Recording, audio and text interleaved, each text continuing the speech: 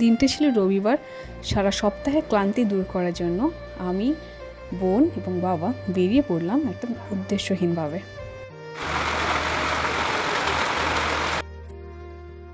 ঝমঝমিয়ে বৃষ্টিকে সাথে নিয়ে আমরা চলে গেলাম কোলাঘাটের শেরে পাঞ্জাব হোটেলে।